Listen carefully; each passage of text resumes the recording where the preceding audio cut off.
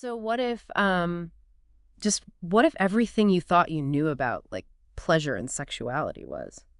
Well, maybe just plain wrong. hmm Today, we're going to cut through some of that misinformation. We're diving deep into the surprising new science that's really transforming sex lives. Yeah.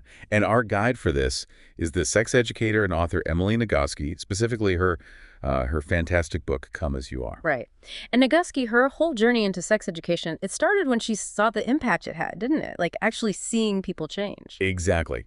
She talks about seeing people's faces literally change, as they realize, oh, talking about sexual health can be normal, just like talking about, I don't know, nutrition or stress. Yeah, like it doesn't have to be this weird hidden thing. Right. And she firmly believes that virtually everything we're taught about sexuality for the first 2 decades of our lives is wrong. That's a direct quote. Wow. Yeah.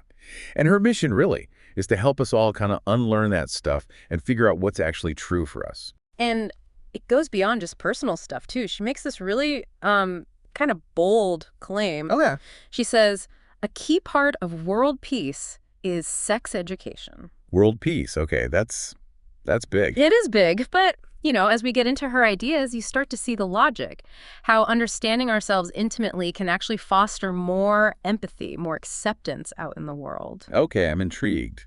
So expect some aha moments today. Definitely expect some aha moments and hopefully some insights that help you understand yourself, maybe your relationships a little better, free you from some of that bad information. All right, let's do it. Where should we start? Maybe with desire itself. That seems fundamental. Perfect. Because that's one of the biggest myths, right? This idea that desire is supposed to hit you like a kaboom, she calls it. Yeah, that lightning bolt.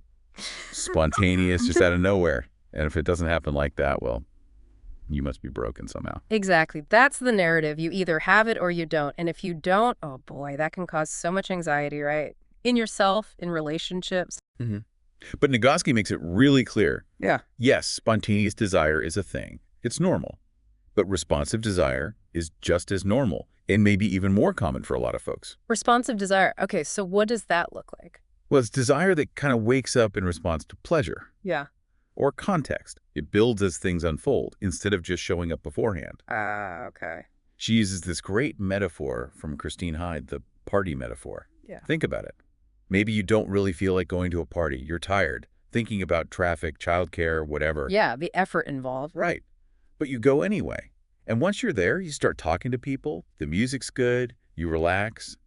And suddenly you're having fun. You're glad you came. Okay, I get that. So the desire to be there or enjoy it came after you started experiencing it. Precisely. That's responsive desire. You engage first, you feel some pleasure, and then the wanting kicks in.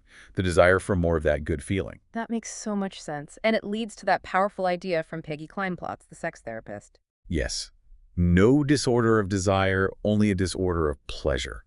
It's such a game changer. It really is. So if you're not feeling desire, maybe the problem isn't you. Maybe the sex isn't that good. Exactly.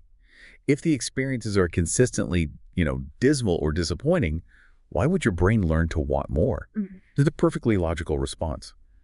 The question then becomes, as Kleinplatz asks, what kind of sex is worth wanting? Wow.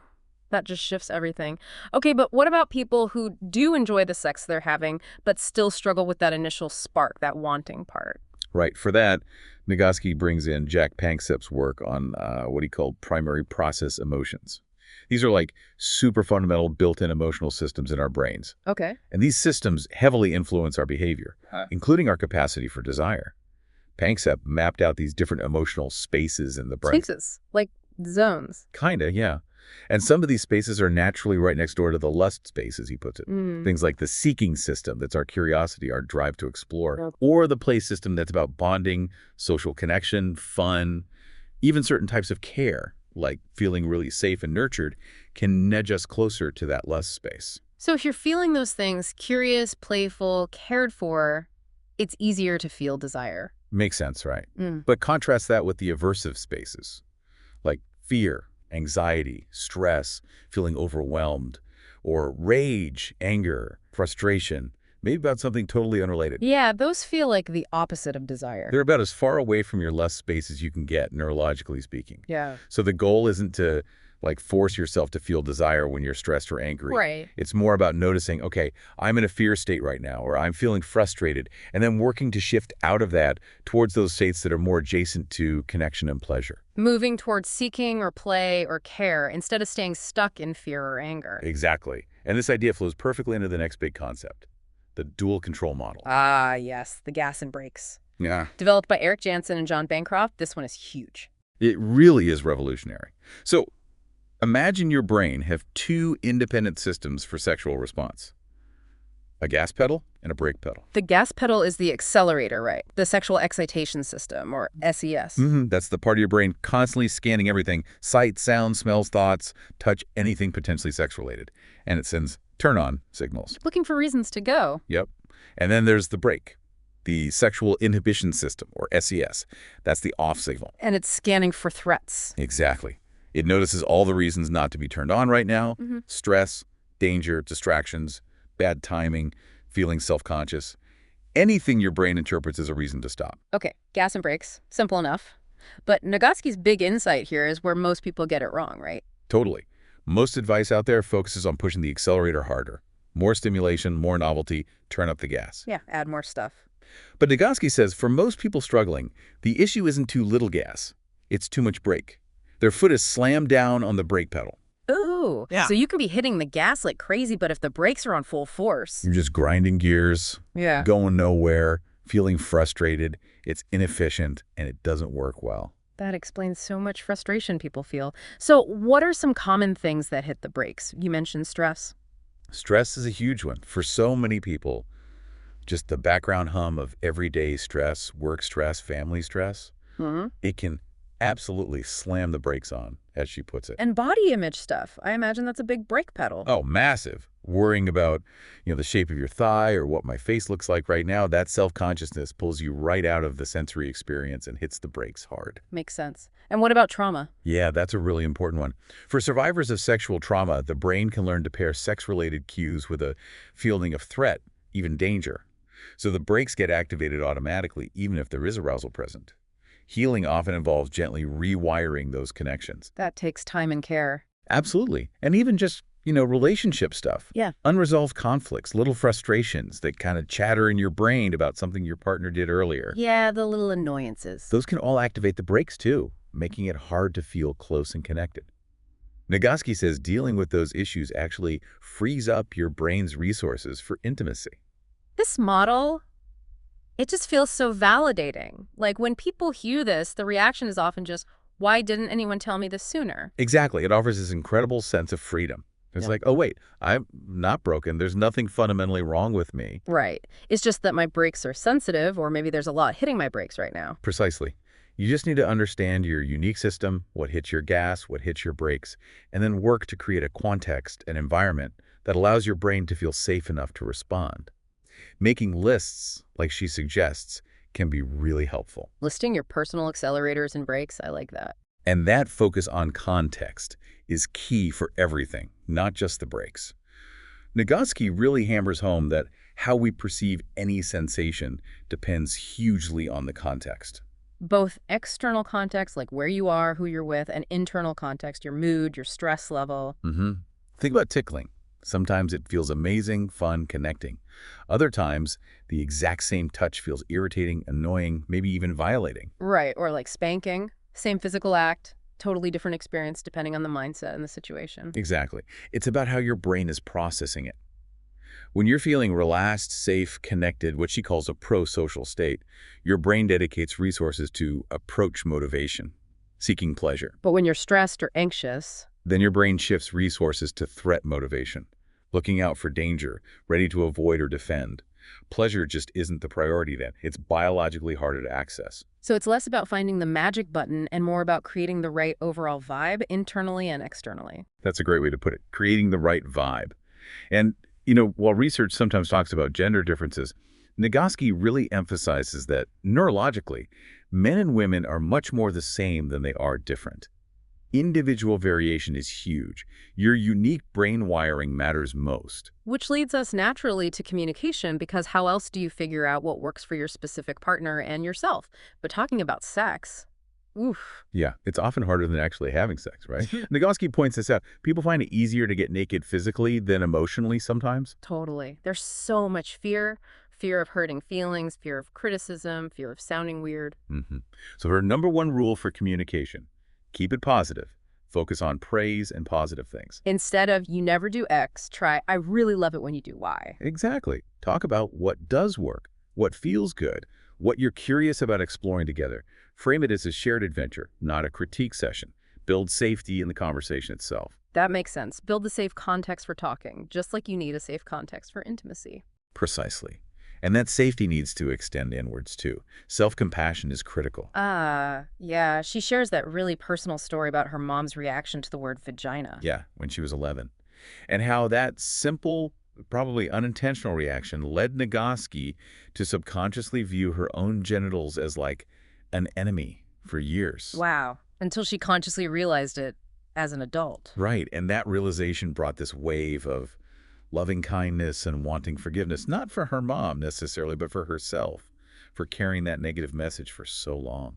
That's powerful. So the mindset has to be about turning towards yourself, your own body, your own experiences with kindness. Yes, kindness and compassion, not judgment. Which brings us to maybe the single most important takeaway from Nagoski's entire work, her core message. The rhyming one. The rhyming one, pleasure is the measure. Simple but revolutionary. Isn't it? It just cuts through all the noise, sexual well-being, sexual health, whatever you want to call it. It's not about how often you have sex. Or how many partners. Or what positions you use. Or even how many orgasms you have or don't have. So what is it about? It's just whether or not you like the sex you are having. Simple as that. And crucially, if everybody involved is glad to be there, free to leave with no unwanted consequences and likes the sex they're having, you're already doing it right. That takes so much pressure off, like performance anxiety just melts away. It really does. Because when pleasure becomes the genuine goal, the focus shifts. Yeah. And often, she says, things like desire and orgasm kind of fall into place more easily when they're not the things you're desperately chasing. Okay, let's talk about orgasm then, because that's another area full of myths. Oh yeah, first big reframe. Orgasm is something that happens in the brain. Not just in the genitals. Not just there. Obviously, genitals are often involved. But people can and do have orgasms triggered by stimulating other body parts, toes, earlobes, nipples, or sometimes just through breath and imagination alone. It's a brain event. Okay. And she also challenges the idea that orgasm is always the absolute peak of pleasure, right? Yeah, that it's the ultimate goal everyone must reach every time. Again, context matters. How an orgasm feels depends on the situation. Neurobiologically, she describes it pretty simply. It's the moment the brakes disappear and the accelerator is fully present. Brakes off, gas on full, that's the mechanism. That's the mechanism, which helps us dismantle these unhelpful ideas about different types of orgasm. You know, the whole clitoral versus vaginal debate. Which has caused so much anxiety, especially for women. Exactly. It's rooted in outdated, frankly kind of sexist Freudian ideas. Nagoski is firm.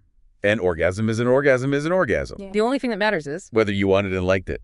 Period. And physiologically, the whole vaginal orgasm thing is complex anyway, isn't it? Very. She points out that anatomically, only about maybe a quarter or a third of cisgender women are reliably orgasmic from penetration alone. Often, what feels like a vaginal orgasm actually involves internal stimulation of the clitoral network. So focusing on types is just unhelpful. And maybe shaming. Totally. She wants researchers to study pathways to orgasm. How different people experience it, not argue about arbitrary types. So for people who do struggle with reaching orgasm, what does she suggest? Besides focusing on pleasure first. She has this wonderful ironic intervention. She suggests taking orgasm entirely off the table for a long time. Like months. Yeah, months at a time. Just decide, okay, orgasm is not the goal here. The goal is purely to explore pleasure, touch, sensation, connection, just see what feels good without any pressure to get somewhere. Because the pressure itself can be a major break. Exactly. That performance anxiety, the self-monitoring, is it happening yet? Am I doing it right? Yeah. That slams the brakes on. Taking orgasm off the table frees you up to just feel. And if someone feels really broken or despairs about orgasm. Connection. Connection is the antidote. Talking to someone you trust, a partner, friend, a therapist. She uses the analogy from the movie Inside Out. Yeah. How the sadness character is actually crucial. Sadness acts like a bat signal, signaling a need for connection and comfort from others. Feeling broken about sex is similar, is a signal to reach out, not to isolate yourself in shame. Reach out for empathy, not judgment. I love that. Okay, there's one more huge myth we absolutely have to tackle. The idea that sex is a drive. Ugh, yes. This one is so pervasive and frankly so damaging. The idea that sex is like hunger or thirst, a basic biological drive that must be met. Right. Nagoski explains drives are about survival, aren't they? If you don't eat or drink, you experience discomfort that escalates until eventually you risk tissue damage or even death. Exactly. But sex, as she bluntly puts it, nobody ever died because they couldn't get what they wanted sexually. Uh-huh. True. It might be frustrating. It can be very frustrating. But the feeling isn't a life-threatening biological need signaling impending doom. It's frustration, disappointment, maybe, but not a drive in the biological sense. And why is this distinction so incredibly important? Because calling sex a drive gives it this false equivalence to survival needs. And that, tragically, provides cultural permission to be entitled to sex like they need it. Which leads to really harmful ideas. Horrible ideas, misogynistic ideas that women somehow owe sex to men, or that men need it to prevent them from becoming violent or committing mass murders. It's dangerous nonsense rooted in this false drive concept. So Nagoski's message is crystal clear here. Unequivocal. It's not a basic biological need, which means you are not entitled to it. No one has any obligation to make sure you have enough of it. Full stop. So what is it if not a drive? It's an incentive motivation system. We're motivated to seek out sex not because we'll die without it, but because it feels good in the right context. It's about seeking pleasure and connection, not fulfilling a desperate need. Incentive, not drive. Pleasure, not obligation. Exactly. And understanding that difference is fundamental for consent, for respect, for treating each other with authentic humanity. And this maybe is where that world peace idea starts to click even more. I think so too. If we can internalize this no entitlement, focus on mutual pleasure and consent in our most intimate spaces, maybe that can ripple outwards. Maybe it fosters more respect and less aggression in general. It's a hopeful thought. It really is. Now, quickly, she also touches on neurodivergence, right? Like ADHD or autism and sex. Yeah, briefly, but importantly. She acknowledges that different brain wiring can mean different sensory experiences during sex. For some neurodivergent folks, the intensity can lead to sensory overload. Like too much input, Yes. leading to a shutdown. Exactly, a meltdown or shutdown. So the key, again, is adaptation. Finding what works for that individual's nervous system. Maybe that means less intense or direct stimulation. Maybe focusing on diffuse touch. Or things like using a weighted blanket. Yes, spreading the sensation out to make it less overwhelming, more grounding. It's about creativity and honoring individual needs, not forcing a one-size-fits-all approach. And she warns that porn can be really unhelpful here. Especially for neurodivergent people trying to figure out the rules. Porn often presents these really specific, sometimes unrealistic scenarios instead of encouraging exploration of what actually feels good to the individual. Good point. Okay, one last thing that hobby she suggests for deepening orgasm. Ah, yes, the advanced practice. She's clear this is not necessary for sexual well-being at all. Don't feel pressured. But if you need a hobby, she jokes, I recommend this one. So what is it? It's about oscillating arousal. Basically, you stimulate yourself or have a partner stimulate you to a high level of arousal, like an 8 out of 10. Then you pause, let it subside a bit, maybe down to a 6. Okay. Then you stimulate again, aiming even higher, maybe a 9, let it subside slightly, repeat. You're essentially practicing riding those waves of intense pleasure without immediately tipping over into orgasm. And learning to relax into it. Exactly.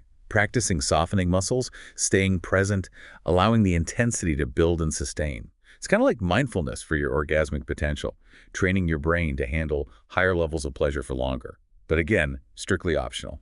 A hobby, not homework. Got it. Perfect summary. So, wrapping this all up, it really comes back to that core message, doesn't it? It truly does. Emily Nagoski's simple, powerful truth.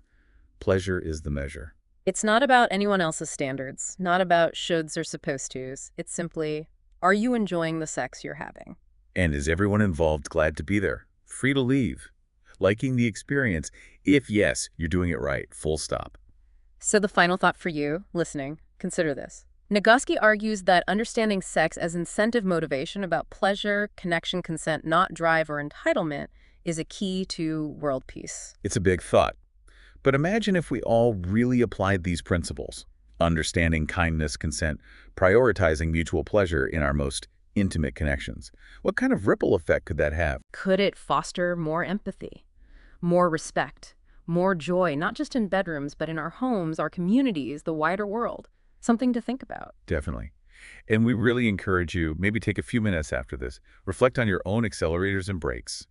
Get curious about your own unique system. And if you want to go deeper, definitely check out the book, Come As You Are by Emily Nagoski. It's packed with even more insights. It really is a game changer.